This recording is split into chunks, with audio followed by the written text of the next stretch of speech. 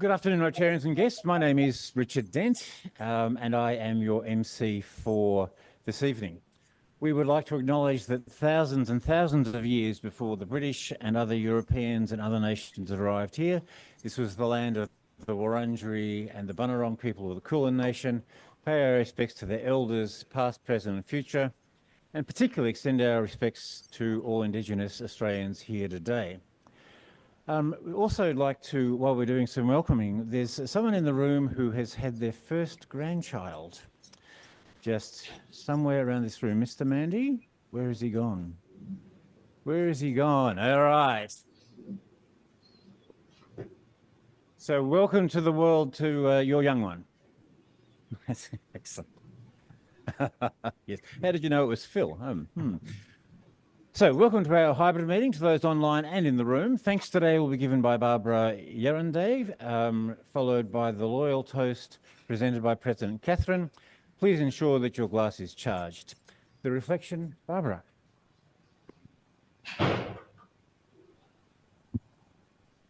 Thank you, Richard. Rotary has 7 areas of focus, including peace building and conflict prevention, basic education and literacy, disease prevention and treatment, water sanitation and hygiene, community economic development, maternal and child health care, and supporting the environment, which of course this is, April is Environment Month. So April is Environment Month. So given there is so much going on in the world, various religious celebrations, a federal election, and of course, not to mention all the stuff that's happening across the sea, I'd like us to remember how important a good and sustainable environment is, not just for this month, but for everybody and every day. Our basic needs are supported by a healthy environment, clean air, and environmental sustainability to ensure we live as occupants of this world, this planet, for many generations to come.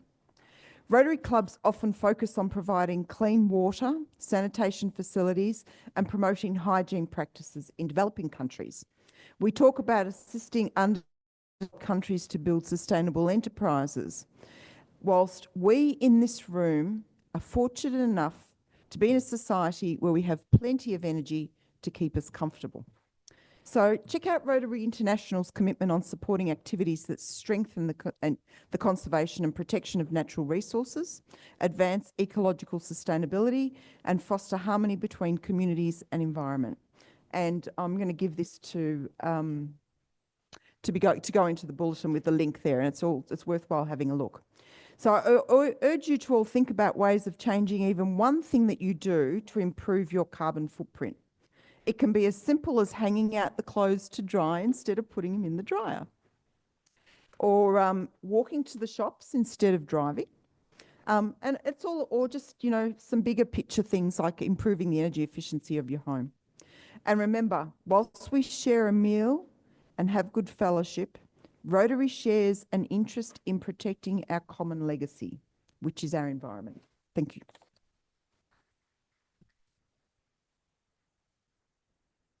Thank you, Barbara. Rotarians and guests, a toast to Australia and Rotary International. Please be seated. We'll commence our proceedings at 1:15, and thanks to those online.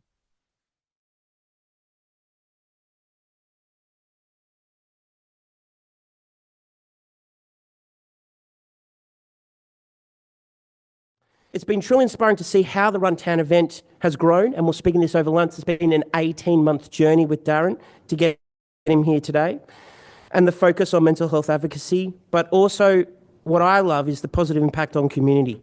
And this is just the beginning of something even bigger for our club.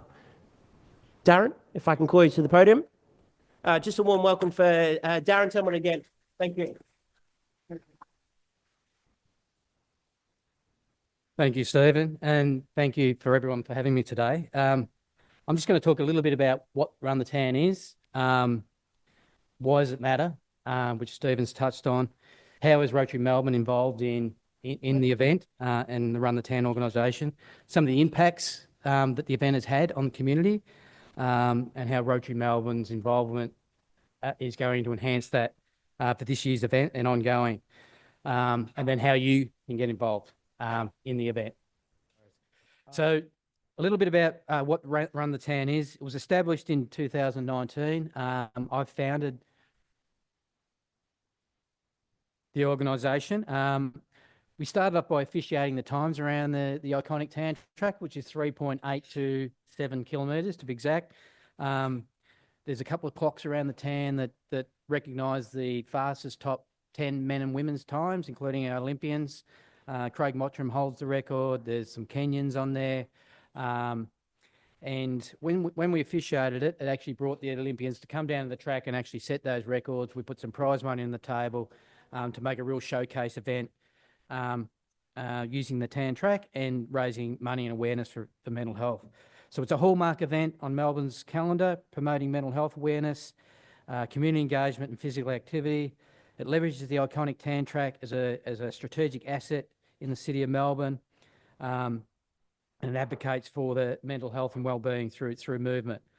I've mentioned that we've created the central source of truth, so we govern the times, administrate those in partnership with Australian Athletics and Victorian Athletics, and we deliver other community events, including a weekly community run and walk group on a Saturday morning down at the tan track that's open to everyone to come along. Run the Tan forms part of Run for Mental Health Limited, an official charity with full DGR Type 1 status, and it's Run for Mental Health that's partnered with Rotary Melbourne for this year's event.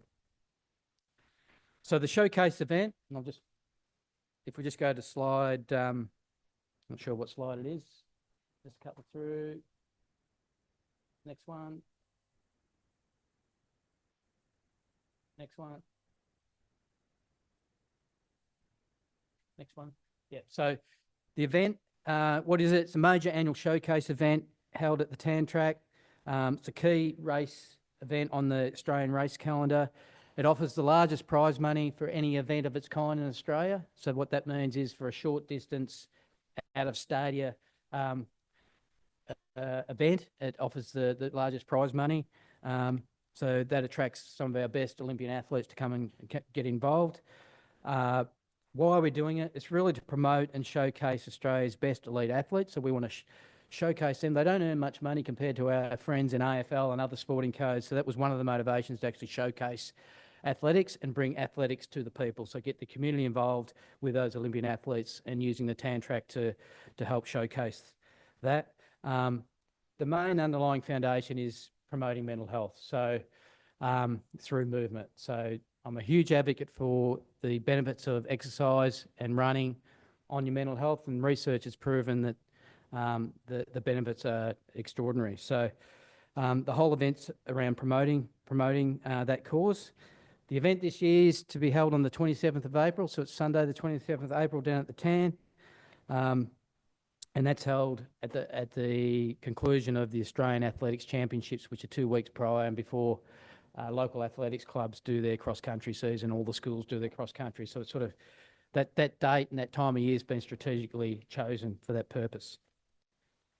And as I mentioned, the event itself, there's something for everyone. So it's not just about the elites. It's about walkers, it's about families, it's about schools. So there's 5 key events that people can participate in. There's the main showcase event, which is the elite able-bodied men and women, and then we've got a separate feature event for the elite paras, which we offer equal prize money to, which I think we're one of the only events in the world that do that. And when I started the initiative, I probably underestimated the impact that would have. So you'll see a fair bit in the media just recently around the paras talking about the Run the Tan event and how much it means to them. And so they're huge advocates for the event itself. We have a celebrities challenge, so that's anyone that's played a professional sport of any kind, or a celebrity, TV personalities, comedians. So we've got all types that come down for more of a hit and giggle. That some of them take it more seriously than others, but it makes the event more interesting. We have a separate event for emergency services, so that's anyone in the first responder space, fire, police, ambulance, Australian Defence Force, and we've even extended that into the health professionals. So people like nurses and doctors and psychologists and stuff get involved in that event. There's the Battle of the Schools event, so all the private and public schools in Melbourne come together head to head. They run for their schools, they wear their school uniform, even though it's a Sunday morning. They love it. They run for pride, they run for a perpetual trophy. And then we have the general public event, which most people participate in. So that's everyone from families, walkers, serious runners. And we have a few other little feature awards that we give, like a King and Queen of the Hill for Anderson Street Hill. I mentioned that it's the largest prize money for any event of its kind in Australia. So it's about $35,000 worth of prize pool that we give, and that's awarded to the elite athletes based on the categories. Now, I've got just a quick video. I'm not sure whether the sound works or not, Joe, but... Flows into the city views that you get, the most spectacular gardens, and Anderson Street Hill, which can be really challenging for you also. I'm excited to participate. Run the Town event is a fantastic event. You should see the community that comes here. We've got runners like famous celebrities to everyday runners, so everyone's here. Very friendly, you can be competitive or just do it for a little bit of fun. Motivates me to run in this year's Run the Tan is my PB. I haven't ran a fast one around here, so I'd love to do that this year. This time trial used to be on day one at the start of our AFL pre-season every single year. Very much a love-hate relationship. Don't worry about how fast you go or how many people there are, just rock up. The Tan is one of Melbourne's icons. It has the beautiful Yarra River, which flows into the city views that you get, the most spectacular gardens, and Anderson Street Hill, which can be really challenging for you also. I'm excited to participate in the Battle of the Schools. We get to bring our team together, have fun, and it's for a good cause. It's never a bad time to have a conversation around mental health. Sometimes people can smile, but we don't really know how they're feeling internally. So you get active, get amongst people. That gives people an opportunity to have a conversation that they might not normally have outside of an event like Run the Tan. That just gives you a bit of a feel for what the event is. I guess, why does this all matter? We'll just go bring up the slide after that video. Mental health is a leading cause of illness in Australia. 1 in 5 of us will suffer a mental illness this year, whether you like it or not. Almost half the population will experience a mental illness at some stage in their life. And the statistics are quite scary. Suicide is the leading killer of men under 55. So we're trying to promote the benefits, the prevention and intervention of what running and exercise can do for our mental health. Running for just 15 minutes a day can reduce the risk of major depression by 26%. And that sort of underpins that everything we're trying to do is getting people moving, getting people active. It's probably the best and free drug on the market, exercise. Some of the impacts that we're having, Run the Tan prides itself on having a positive impact on the community. By enhancing cultural vibrancy and social cohesion, engaging diverse communities in promoting health and health awareness, and raising the awareness of mental health and removing the stigma of associated mental health illnesses such as depression, anxiety and suicide, and ultimately saving lives and reducing the cost and strain on our health system. We talked about the inclusivity, key people who benefit from what we're doing range right across the community. So our local community and all the diverse groups that make up community, including kids, youth, families, people who are actually suffering, people with disabilities, people who live alone, and people who may be socially and financially disadvantaged. By way of track record, we get over 2,000 participants and spectators involved in the event each year. We generate significant exposure, about 50 million digital impressions through the Run the Tan event and brand.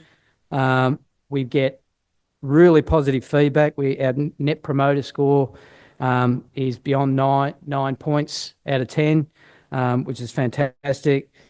And we get representation from diverse groups. We've raised over $200,000 so far. We've been going for 5 years. We want to continue to raise more money so we can reinvest in the initiatives in community and ultimately expand beyond Victoria and Melbourne into other states. I'm very excited about the new partnership that we've formed with Rotary Melbourne. Thanks for Stephen for sponsoring and advocating this through. Just some of the key things that we're doing and what makes up the partnership. There's initial funding as part of the sponsorship. There's fundraising. There's awareness campaigns that we're doing together. There's volunteer support, and I'll talk about some of the volunteers who have put their name down for the event for this year.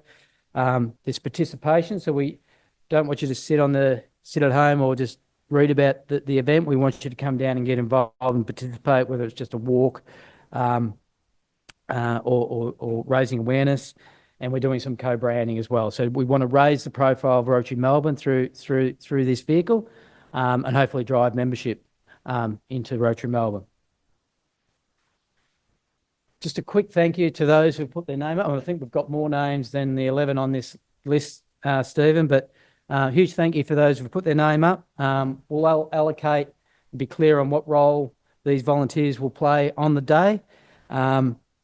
And so there'll be some further communication coming out regarding the volunteering.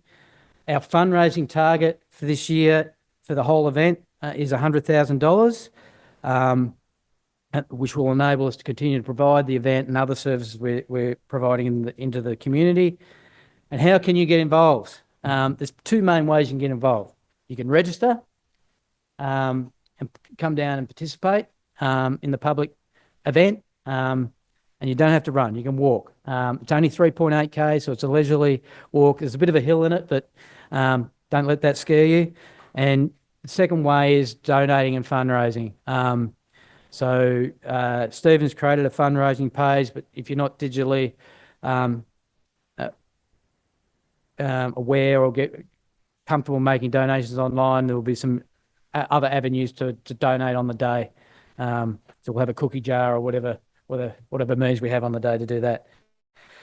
So in conclusion, Run the Tan is absolutely committed to building mentally healthier and more resilient communities through regular, inclusive events like Run the Tan and our weekly community run club, and raising the awareness of mental health and the benefits of exercise on our mental health.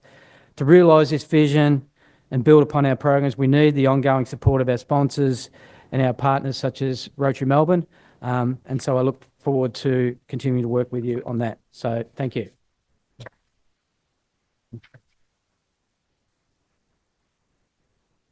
Thank you, Darren. I think your prize money is definitely safe from me when I do the run, but I would encourage any of you that would like to put on the running shoes, please do register.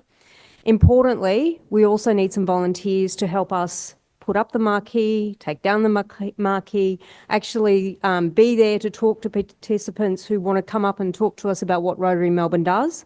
So for those that do want to volunteer, please email Stephen Rando. He'll be interested and keen to hear from you. We also need some track marshals. So if you can think about what you might be able to do for us on the day, I think it's a great opportunity to raise profile of our club and also support, importantly, mental health and get a little bit of exercise in at the same time. So thank you, Darren. Now over to Richard Dent for the Australian Rotary Mental Health webinar. Richard. Very briefly, ladies and gentlemen, as you may be aware, I'm on the board of the Australian Suicide Prevention Foundation, and the foundation has partnered with the Australian Rotary Health Foundation to run a seminar next Tuesday evening. It's a webinar. Simon Madden is the guest speaker, the AFL legend, and then a specialist clinical psychiatrist and clinical psychologist. There'll be some details coming out in the newsletter, but there is a plague of mental health. We have to address it. It's focusing on adolescent depression, so it's perfect for people who interact with adolescents as parents or family members or professionals, whatever the case might be. Details to come. Thank you.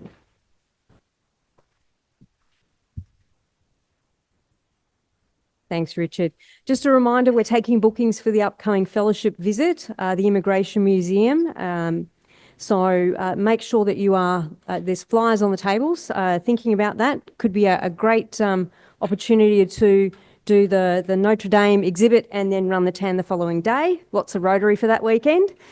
All right, I'd like to now hand over to our Chair of the Day, Philip Endersby, who will come to the podium and take over the meeting. Philip. Thank you very much, President Catherine. Look, it's a great pleasure of mine today to introduce our guest speaker, Jacob Kane. Jacob, when I look at Jacob's CV there, CEO of Ray White CRE, I go through the various qualifications there, bachelor's degree from Melbourne Uni, MBA from Monash, off to Harvard, now doing a PhD with ANU, and I sort of say to myself, golly gosh, the HECS debt must be such that it just about make you homeless. But let me say there's a couple of things here. Housing in Australia has never been less affordable. Melbourne is rated the 7th least affordable housing market in the world, and Sydney is ranked 2nd. I guess with Jacob, who's on his 2nd term as President of the Real Estate Institute of Victoria, serves on a number of government bodies to do with housing, will really give us a heads up on where we are today, where we're going, and probably where we've gone wrong. So, Jacob, your topic, Mills with Impact, Positive Change. Welcome to the stage. Well, good afternoon, everyone, and sincerest thanks for having me here today. It is indeed an absolute pleasure and a privilege to join you here. As you've just heard, my name is Jacob Kane, and I'm the President of the Real Estate Institute of Victoria. Now, I'm sure for many of you that name is somewhat familiar. You may have a keen awareness of just what it is that we do, or you may have just heard that name in passing. For those of you that aren't aware of what the Real Estate Institute of Victoria, or REIV, is, we are the peak body for the real estate sector here in Victoria. We have a membership base of around 7,000, which comprises both individuals and business members. And the REIV is also part of a national network of real estate peak bodies known as the Real Estate Institutes of Australia. We are the primary representative of the sector with the government, with the opposition and minor parties, advocating for better policies with regards to property and housing in the state. In addition to our advocacy work, we deliver certification and diploma level courses that qualify individuals to work within the real estate industry, as well as offering a broad curriculum of continuing professional development courses. We host major events, including awards and conferences and industry breakfasts and lunches, not unlike the event that we're at today. Beyond that, we're also in the data collection, analysis and research space, and run a forms or contracts platform, which supplies the sector with many of the agreements that keep real estate transactions here in this state happening on a day-to-day basis. As Philip said, the topic of my presentation today is leading with vision, realising positive change in challenging conditions. And I think it's appropriate at this time that I make an admission, and that is that I believe the REIV has failed to lead with vision over the last decade. Now, that's not to say that we haven't had moments of strong, even visionary leadership throughout that period, but we have tended to focus too much on the negative aspects of change within the sector. We've tended to focus too much inwards and to advocate for the sector and represent the sector through that lens. Over the course of the past 18 months, our board and our executive team have sought to correct that trend. In June last year, for the first time in our almost 90-year history, we appointed a female CEO, Kelly Ryan. Now, Kelly joined us from the high-performance world of professional sport and has brought that high-performance culture into our organisation. We sold our traditional headquarters in Camberwell, a building that we'd occupied since the early 80s and throughout that period had never substantively renovated. We purchased a new building in Abbotsford, which we've just moved into, and that has been fitted out to a qualitative and technological level that helps redefine where our organisation sits within this real estate landscape. Late last year, we were able to overhaul our very archaic constitution, a constitution that had withstood multiple efforts by previous boards to update and to meet the modern business and membership operating environment. We've shifted our focus, or as a lot of people are saying nowadays, opened the aperture to recognise that our stakeholders are, in truth, anyone that touches a residential, a commercial or industrial property here in Victoria, which in real terms means everyone in Victoria. Now, that is not an uncomplex group of stakeholders to try and serve, to try and devise policy for. It is a population with diverse needs, with diverse beliefs and tastes. But we all share some things in common. The need to access safe, comfortable and affordable homes. The need to work somewhere that is convenient to get to and pleasant enough to spend 8+ hours a day in. And an overwhelming majority of our stakeholders, the people of Victoria, believe that they can secure theirs and their family's financial future through some form of property ownership. So by shifting our focus to recognise that much larger group of stakeholders that we represent, we've been better able to think about real estate in Victoria as an ecosystem. And like any ecosystem, the health of the overall system is entirely reliant on the health of the disparate parts that compose it. Right now, our property ecosystem here in Victoria and across Australia is very far from healthy.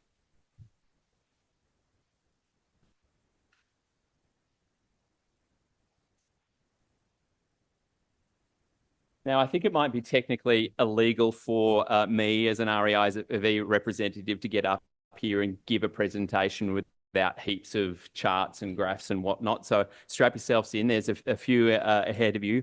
That said, I have tried to include graphs and charts that are relatively interesting, hopefully, for you. So the graph that you see on the screen behind you is actually out of date. There has been a subsequent edition of Demographia's International Housing Survey, Affordability Survey, which shows that Melbourne, inauspiciously, has jumped 2 spots on these rankings to be rated the 7th least affordable housing market in the world. You can see that Sydney's there at number 2, and for the first time ever, Adelaide entered the list at 9th on that list. Now, the classification that Demographia awards these 3 cities and anyone on that top 10 list is impossibly unaffordable. It's also worth noting that Melbourne managed to jump those 2 places from 9th to 7th, despite the fact that in the last 12 months, our property prices, our median property prices have decreased around 2%. Now, you might be wondering how it's possible that we've increased our position or improved our position on that least unaffordable housing ranking despite our prices coming down. There are obviously a variety of inflationary factors that contribute to affordability. Demographia considers more than just the pure cost of properties. Amongst other things, it factors in average incomes, related housing costs like taxes and energy costs and the costs of essentials. None of that, however, to my mind, diminishes how startling it is to see Australian cities increasingly dominating these rankings for least affordable housing markets across the world. In Australia, our dwelling prices didn't uniformly decrease last year. In fact, in some capitals, dwelling prices rose dramatically. For instance, both Brisbane and Perth saw incredible double-digit growth in median prices throughout 2024, and Perth is forecast to grow an additional 20% this year. Their growth saw them overtake Melbourne in terms of median price and could see them appear on that list we just saw for most unaffordable cities next year. We can see from the graph on the screen just how rapid and dramatic the rise in property prices has been over the last 5 years. The total value of residential property here in Australia has risen more than 55% in that period. The only other countries around the world that have surpassed that percentage increase have generally done so as a byproduct of hyperinflation.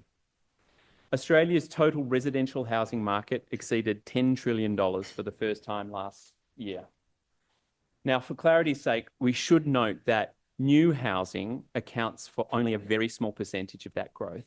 The overwhelming majority of that growth has come about as a result of existing housing getting more expensive. And we can see that evidenced in this next graph here, which shows that dwelling prices have almost doubled in the last decade and are rapidly approaching the $1 million mark for the average Australian dwelling. The term dwelling includes basically all types of housing: apartments, units, townhouses, and standalone houses. Something to consider in these figures is the typology of new dwellings being constructed. Over the course of the last decade, the number of apartments being constructed has tripled.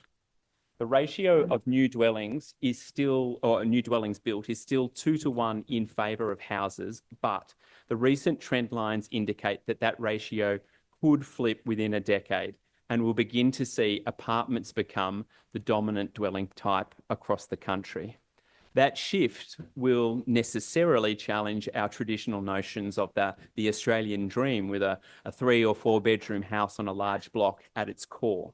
A majority of Australians continue to have a stated preference for houses as against units, apartments and townhouses. However, it is vitally important that Australia transitions to a housing mix with a majority of medium density dwellings. Medium density is townhouses or apartments. Modelling by the OECD has shown that a majority of medium density housing is the only means by which we can accommodate equitably, sustainably, and affordably an ever-growing population.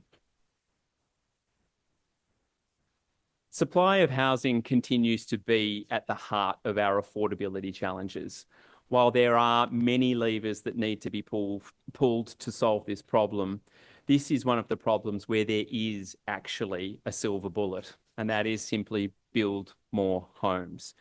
I know that's easier said than done, but with both federal and state governments committing to delivering 1.2 million and 800,000 new homes respectively, and both failing drastically or falling drastically behind those targets within the first 18 months of making those commitments, the question remains, do either of the major parties have the conviction and courage required to genuinely deliver policies that will support the rapid construction of enough homes to house our growing population?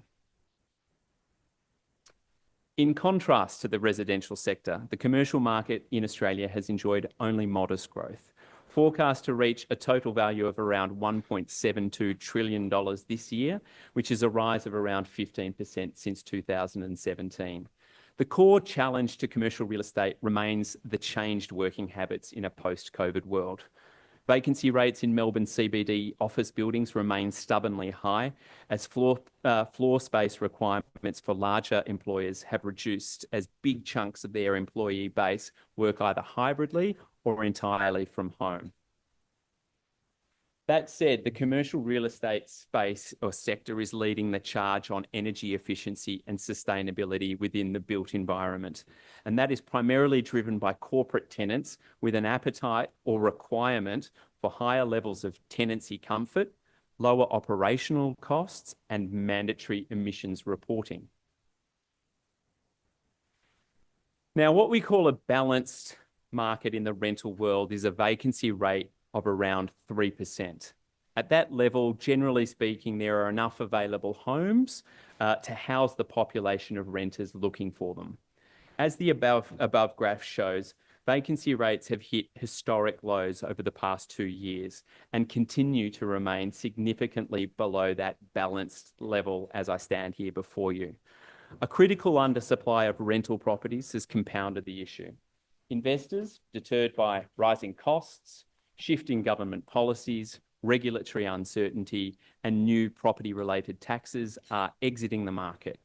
This has resulted in these historically low vacancy rates, leaving our rental community very vulnerable to escalating rents and with very limited choices. Between September 2023 and September 2024, the number of bonds held by the Residential Tenancies Bond Authority reduced by over 24,000. So that's in 12 months. Now, the number of bonds held by the RTBA effectively represents the entire rental housing market in the state. Now, whilst 24,000 might not seem like a massive number, in real world terms, that translates to anywhere between 40,000 and 100,000 fewer bedrooms available today for Victoria's growing rental population.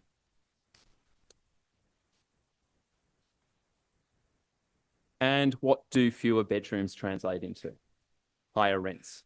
This slide too is now out of date, and the median rental price has hit around $650 per week for the average Australian rental home. I said earlier that the health of the overall system relies on the health of those component parts. The residential rental part of our housing system here in Australia is desperately unhealthy. And this sickness is a product not just of regulation, but ideology.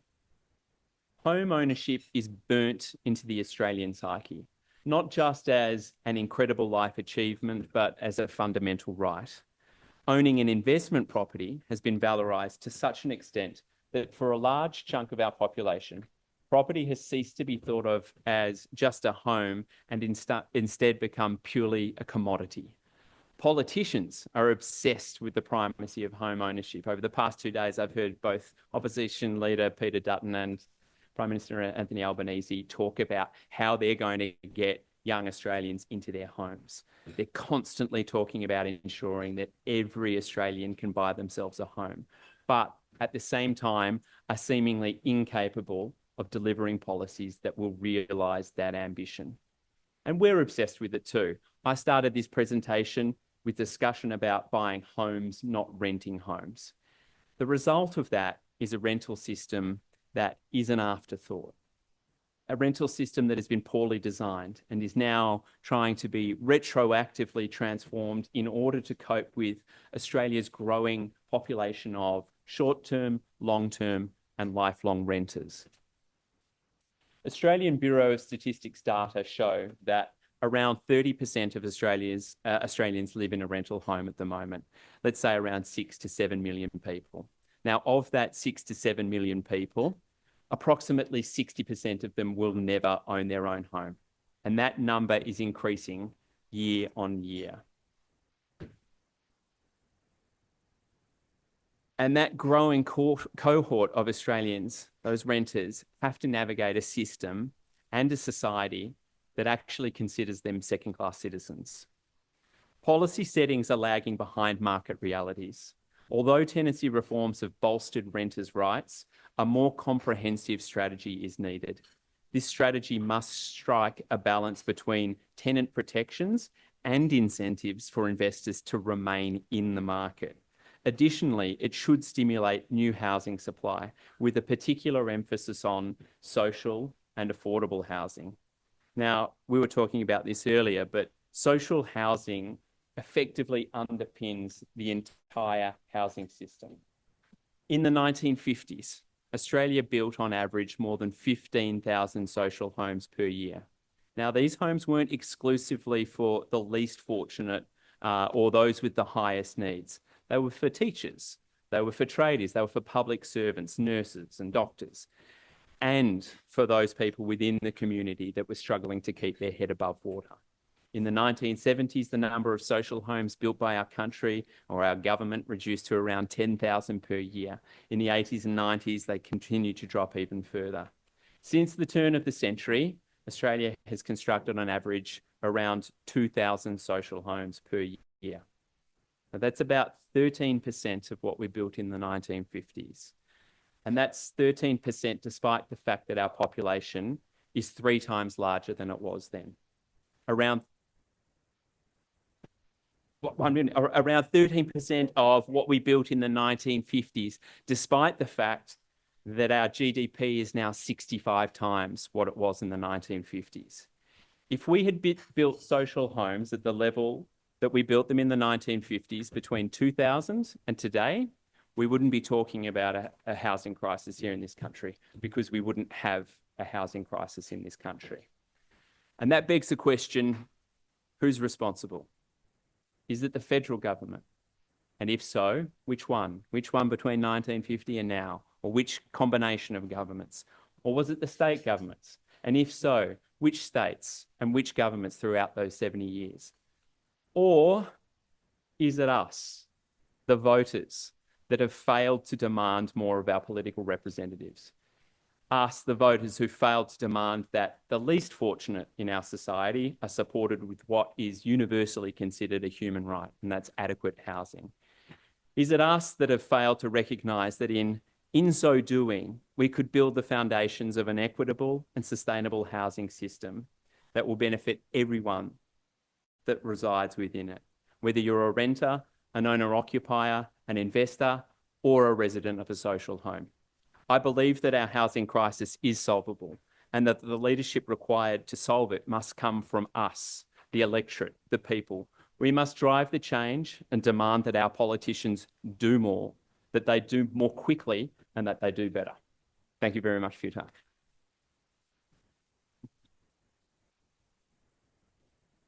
All good, all good. Yeah. So I think, look, housing is such a hot topic, and I thought, I did say to Jacob, you've got a minute, but I thought it was just so important that people may have questions there that they'd like to put to Jacob. There is one that came in. Yes, I saw that. You might like to address that first and just say what it is. But as Richard moves around and you've got something you want to ask, please, in the normal manner, say who you are and address your question to our speaker. Thank you. Cheers. So there was an email question in relation to the, are they here? Bulgaria system, which is a form of social housing. Would it work in the Victorian context? I'm not familiar with the other system that was posed in the question. Is the questioner here? Down the way. Yep.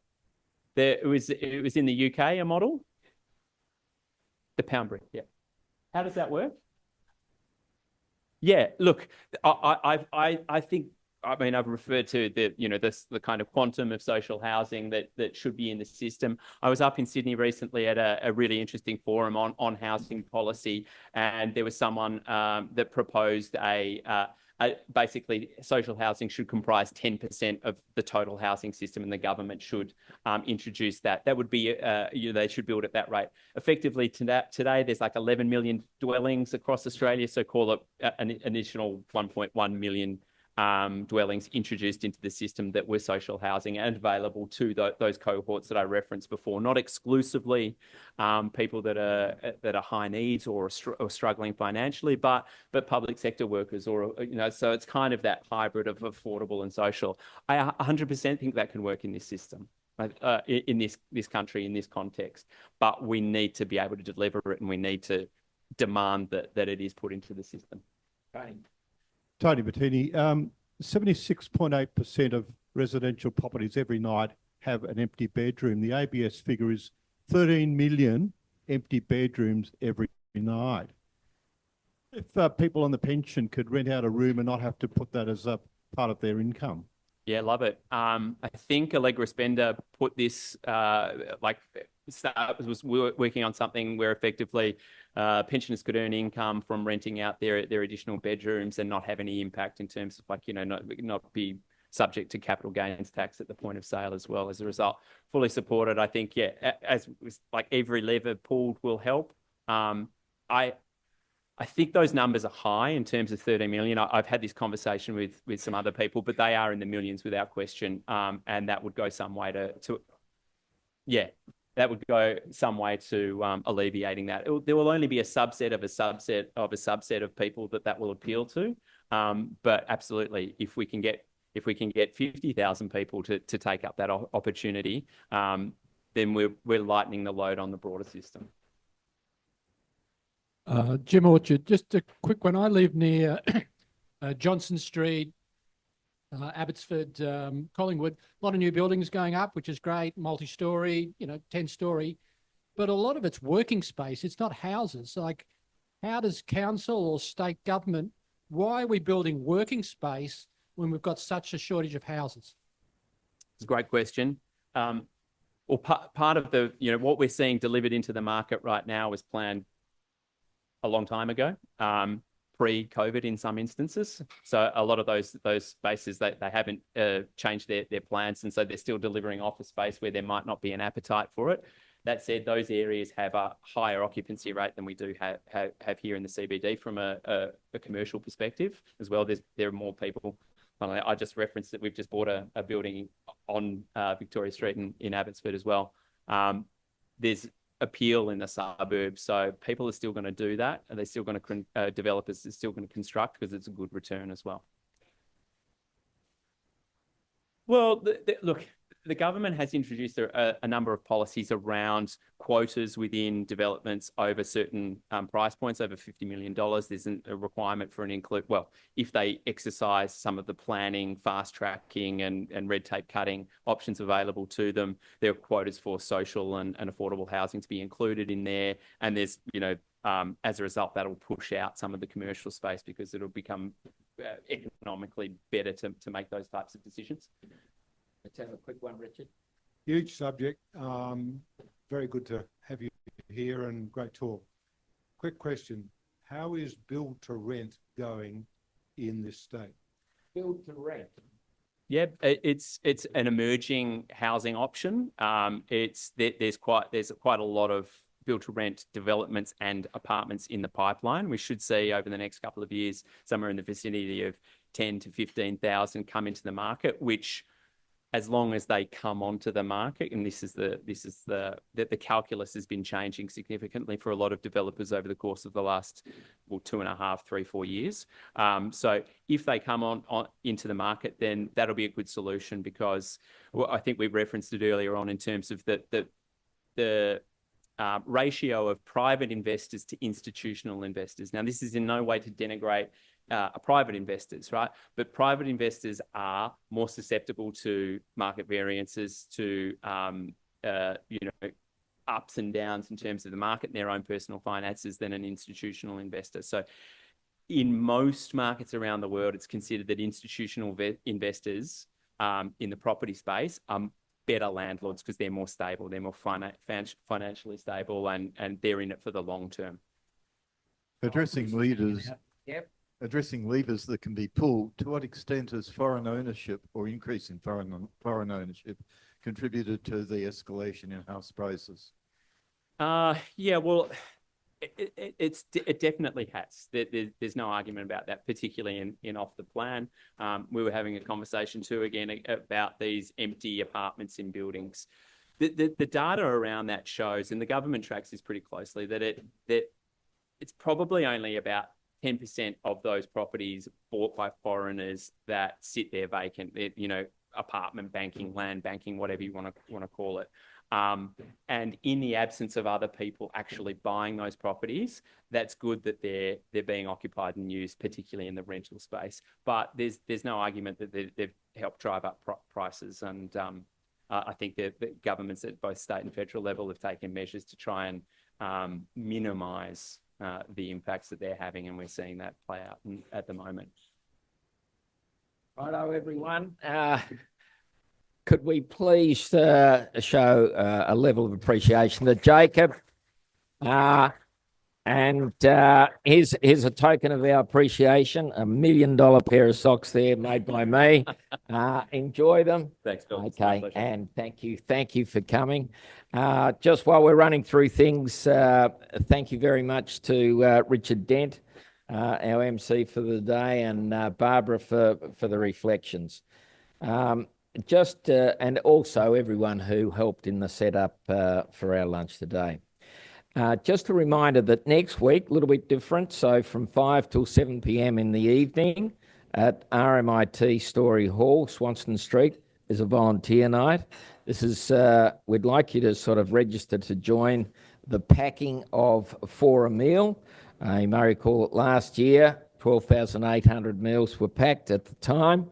I'd like to think that we can get a number of people along to beat that level.